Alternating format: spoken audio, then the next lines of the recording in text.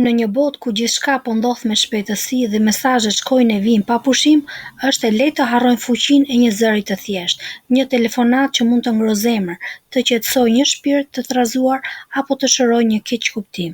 Po kur duhet të shkruaj një mesazh dhe kur është më mirë të flasim me zë. Në këtë video do të flasim për fuqinë e fjalës, rëndësinë e zgjedhjeve në komunikim dhe si të dallojmë kur është koha për të shkruar dhe kur është koha për të telefonuar. Ju ftojmë të na ndiqni. Meqense jeta jonë është e bazuar në komunikim, sidomos atë virtual, shpesh telefonatat dhe mesazhet zën pjesën kryesore të komunikimit, por në disa raste duhet favorizuar mesazhi, në disa të tjera telefonata. Le ta shohim më konkretisht.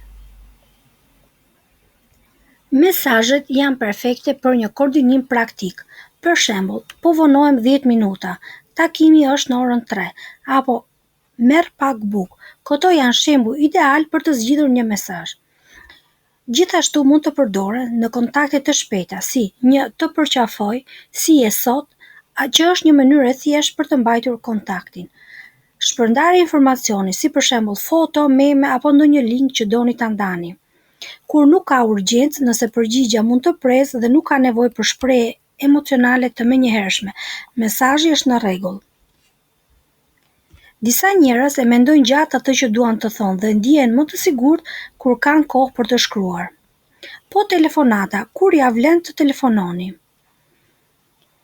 Ka raste kur një telefonat është jo vetëm e papërshtatshme, por dhe kur sugjerohen telefonatat, kur ja vlen të telefononi? Ka raste kur një telefonat është jo vetëm e përshtatshme, por dhe e nevojshme. Biseda emocionale ose e ndjeshme, si ndarjet, faljet, apo lajmet familjare kërkojnë ndjeshmëri dhe mund ta përcjell vetëm zëri. Tema të ndërlikuara, kur ka shumë për të shpjeguar dhe nevojitet diskutim dypalësh në kohë reale. Kur ka keqkuptime, një bisedë me zë e sqaron më mirë situatën se 10 mesazhe të keq interpretuar. Kur doni të tregoni për kujdesje të vërtetë, një telefonat mund të thotë më shumë se sa një si je e shkruar me një emoji. Disa këshilla për përdorim efektiv të mesazheve. Gjithmonë fol qartë dhe thjesht. Mos u përpiq të filozofosh nëpër tekste, sepse mesazhet është më mirë që të jenë të drejtë për drejta. Nëse vendos të komunikosh përmes mesazheve, bëje me kujdes. Ja dhe disa këshilla që mund të ndihmojnë të shmangësh keqkuptimet. Përdor pikësim dhe emoji me kujdes për të përcjellë tonin e zërit, por mos u mbështet vetëm tek to. Shkruaj qartë dhe me mirësjellje. Shmangi shprehje tepër të përgjithshme ose të paqarta që mund të keq interpretohen. Vendos pritshmëri, nëse nuk je në gjendje të flasësh gjatë, thuaj qartë, nuk mund të shkruaj më shumë tani, por do doja të pyesja si je. Ndalo kur ke tension, nëse biseda fillon të bëhet e paqartë apo emocionale, ndoshta është koha për të kaluar në një telefonat. Mos përdor mesazhet për të distancuar emocionalisht. Pyet veten, apo e shkruaj këtë mesazh sepse është mënyra më mirë apo sepse dua të shmang sikletin. Si ta kuptosh kur është koha për të bërë një telefonat? Ja disa raste kur është më mirë të marrësh telefonin në dorë dhe të telefonosh. Kur tema është delikate, emocionale dhe shumë personale. Kur ka keqkuptime apo paraqarësi në mesazhet të shkëmbyera. Kur nevojitet diskutim më i thelluar ose vendime të rëndësishme. Kur dëshiron të tregosh kujdes, afërsi ose respekt për personin përballë.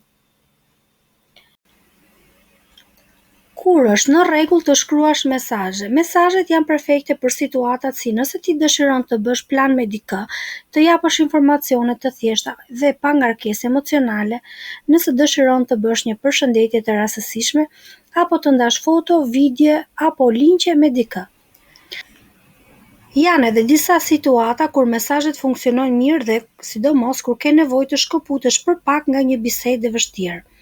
Ato mund të ndihmojnë për të qetësuar situatën në moment, të japin hapësirë dikujt kur është i mërzitur ose të hapin rrugën për një bisedë nëse situata është e vështirë për t'u thënë me zë.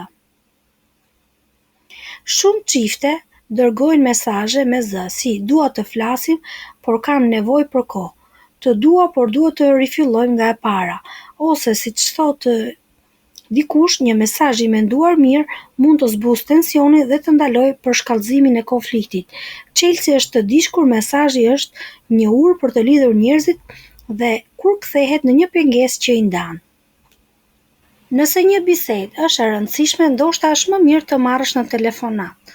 Telefonatat janë më të përshtatshme kur kanë ndjeshmëri, sqarime dhe afërsi emocionale, sepse është më mirë të zgjidhësh konfliktet personalisht ose nëpërmjet telefonit, sepse kjo ul mundësinë e keqkuptimeve, të dëgjosh zërin e dikujt dhe të ndjesh që të kushton vëmendje të plotë, sepse kjo mund të forcojë lidhjet ndërmjet jush.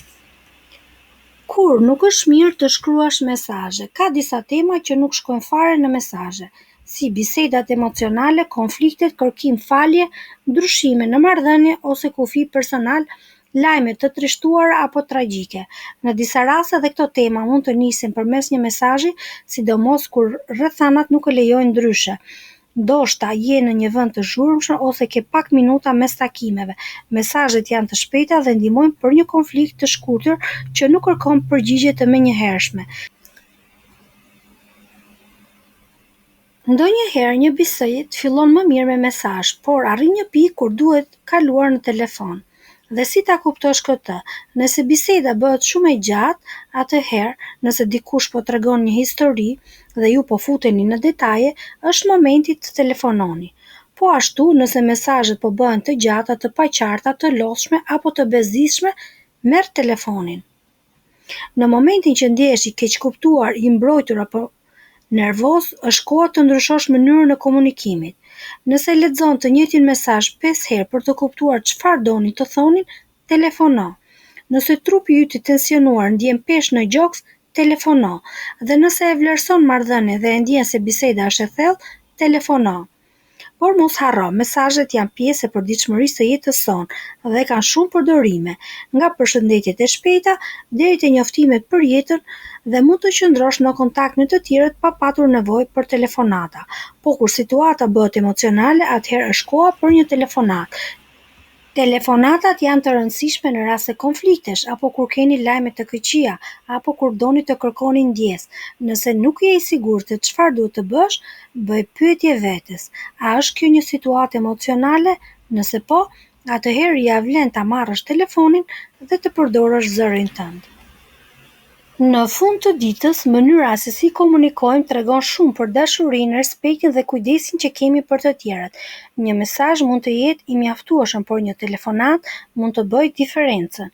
Mos lejo që fjalët të humbasin kuptimin nëpër ekrane. Zgjidh me mençuri, fol me zemër dhe dëgjo me shpirt. Në fund të fundit, ndonjëherë, një a je mirë i thënë me zë vlen më shumë se 1000 zemra, lule apo buzëqeshje të dërguara në mesazh. Dhe tani në fund të videos do të isha kurioze të dija kur është hera fundit që more dikën në telefon për të dëgjuar zërin e tij. Apo a ke ndier ndonjëherë se një mesazh e bëri më keq një situatë që duhej zgjidhur me fjalë? A je tipi që shmang telefonatat apo je ai që zgjidh gjithçka me një bisedë të sinqertë? Komento më poshtë, kur mendon ti se është koha për të shkruar dhe kur për të folur? Dhe nëse ky mesazh të bëri të reflektosh, mos harro të abonohesh dhe të pëlqesh videon, si dhe ta ndash me dikë që ndoshta ka nevojë ta dëgjojë këtë sot. Ju falenderojmë për kohën tuaj, jini në kontakt me ne sepse vazhdimisht postojmë video interesante për ju. Faleminderit.